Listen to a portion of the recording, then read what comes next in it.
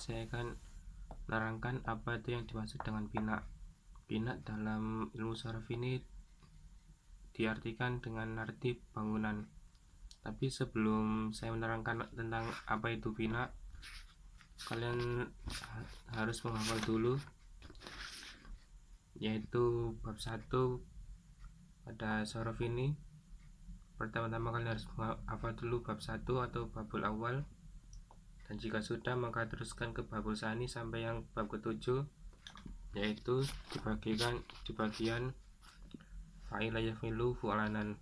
Untuk sementara itu hafalkan sampai situ dulu, dan untuk seterusnya nanti kalian boleh menghafalkan terserah kalian, baik itu satu bab maupun bab selanjutnya, atau kalau bisa hafalkan seluruh kitab saraf ini kalau bisa. Saya sendiri sebenarnya juga belum hafal satu kitab ini, cuma hafal sebagian. Baik, sebelum kalian menghafal, perlu satu hal yang harus kalian ingat, yaitu menghafal itu sebenarnya mudah, tapi yang sulit adalah murojaah. Murojaah adalah mengingat kembali hafalan tersebut dengan cara membacanya setiap hari berulang-ulang. Mengapa harus dilakukan yang namanya murojaah? Adalah karena agar hafalan tersebut tidak hilang. Kalian bisa saja menghafal satu bab ini dalam waktu 1 atau 2 jam, tapi mungkin besok atau lusa hafalan tersebut akan hilang. Itulah makanya diperlukan yang namanya murojaah. Baik, jika kalian telah hafal, maka silakan lanjutkan video ini. Sekarang saya akan menerangkan yang namanya bina sahih. Tapi sebelum saya menerangkan tentang bina, sebelumnya kalian harus mengerti dulu apa itu huruf ilat. Huruf ilat biasa atau yang bisa disebut dengan huruf penyakit itu ada 3.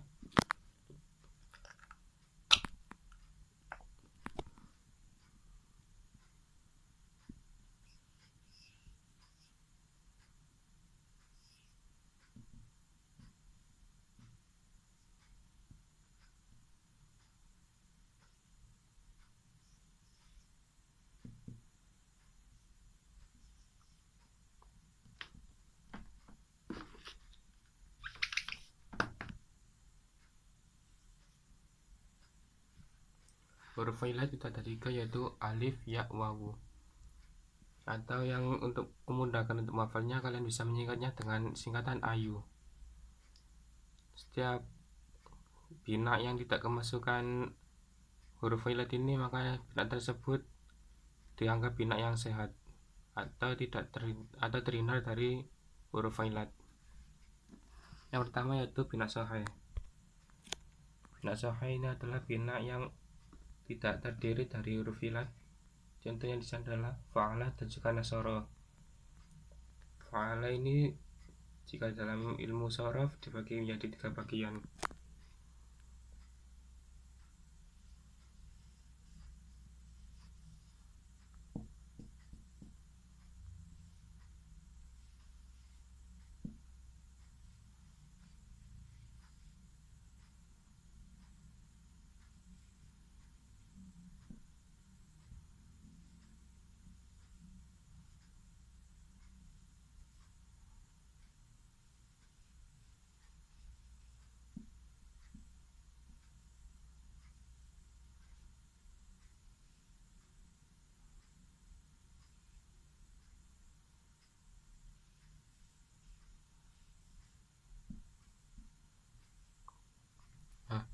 Fa'ala ini dijadikan patokan dalam setiap bab. Setiap bab pasti berawalnya adalah fa'ala, entah itu berupa fa'ila, fu'ilu ataupun fa'lala, tapi selalu menggunakan kata fa yang berhubungan dengan fa'ala atau perbuatan, yang artinya adalah perbuatan. Fa'ala terdiri dari tiga macam fi'il, yaitu fa'fi'il, ain fi'il, dan lam fi'il.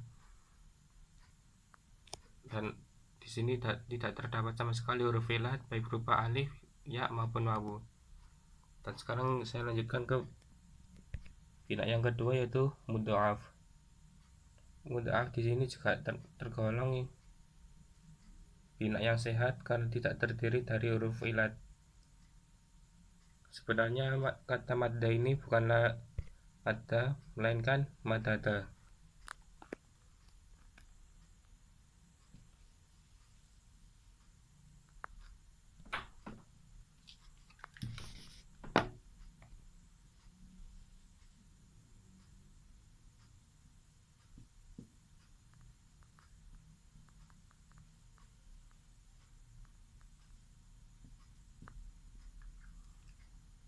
Lantas mengapa kata madada kok bisa menjadi madda? Itu dikarenakan ilmu sorf ini adalah ilmu yang dari tentang bahasa Arab, dan orang Arab akan kesulitan apabila membacanya dengan madada. Oleh karena itu dimudahkan menjadi madda. Di sini jika tersimpan fa'ala yaitu fa fi'ilnya berupa huruf mim, ain fi'ilnya berupa huruf dal, dan lam fi'ilnya juga berupa huruf dal. Jadi yang dimaksud dengan bina mudha'af yaitu apabila ain fi'il dan lam fi'ilnya berupa huruf yang sama. Kemudian yang ketiga yaitu ajab wawi. Khusus untuk ajab wawi ini di sini memberikan contoh sona, dan khusus untuk ajab wawi ini untuk kata aslinya kita melihat di bagian masdar ghairu mim. Di sini adalah kata sauna yang hasilnya adalah sawana.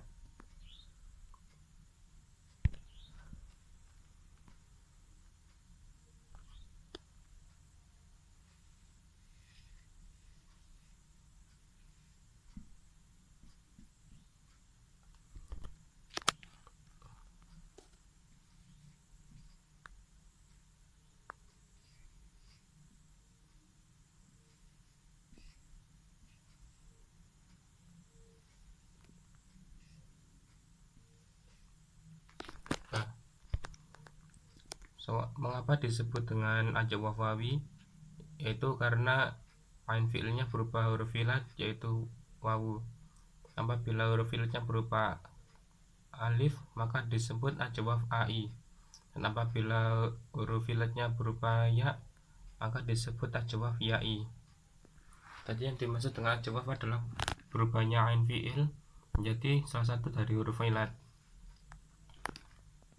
Di sini fa fi'ilnya berupa shad, ain fi'ilnya berupa wawu, dan lam fi'ilnya berupa nun. Contoh lain dari sona yaitu kana.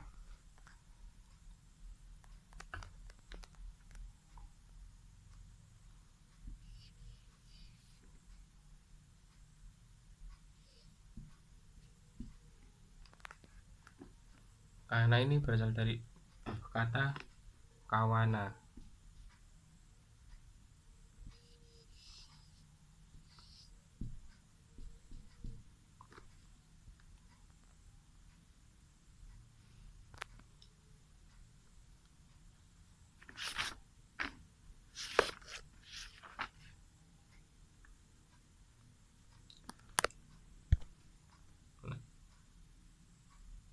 Kana juga sama dengan sauna yaitu ajwaf wawi. Di sini huruf ilatnya berupa wawu. Untuk contoh yang lebih banyak kalian bisa cari sendiri di Al-Quran, karena di sana juga ada artinya. Pada Quran yang terjemahnya bisa ada artinya. Untuk mencari saya sarankan menggunakan Al-Quran yang terjemah berkata. Hal yang selanjutnya adalah nakis wawi. Nakis wawi itu juga sama dengan ajwaf wawi, yaitu kata aslinya dilihat dari masdar ghairu mimnya yaitu ghazwan.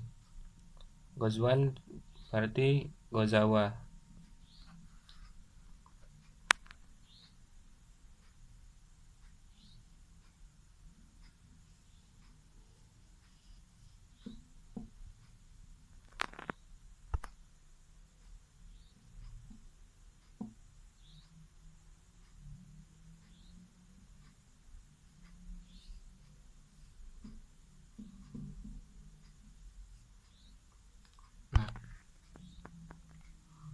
dinamakan dengan nakis yaitu apabila lam fiilnya berupa huruf ilat. Di sini dari buku syarahnya memberikan contoh yaitu huruf wawu.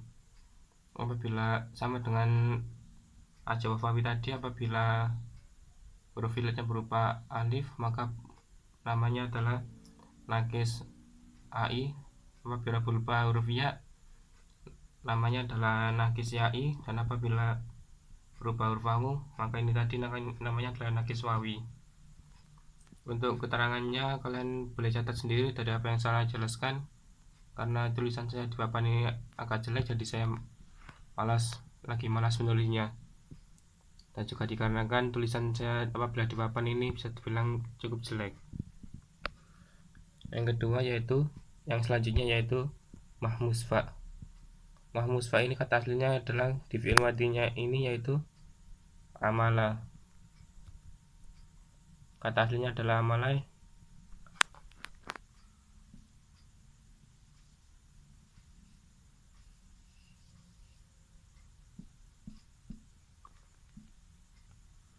Amalah ini juga sama.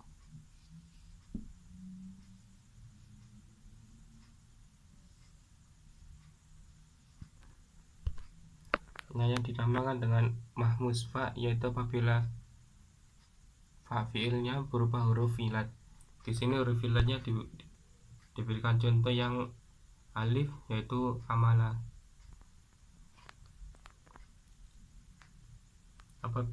Apabila huruf ilatnya berupa huruf yai maka namanya adalah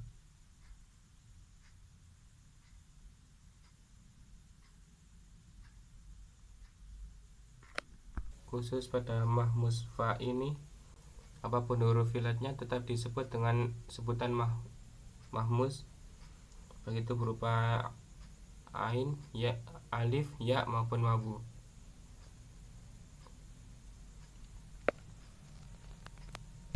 Nah, mungkin itu saja yang saya terangkan pada bina di bab pertama ini. Untuk yang selanjutnya, video selanjutnya mungkin saya akan merangkan tentang yang namanya sigot, yaitu fi'il madhi, fi'il mudhari, masdar ghairu mim, dan juga seterusnya.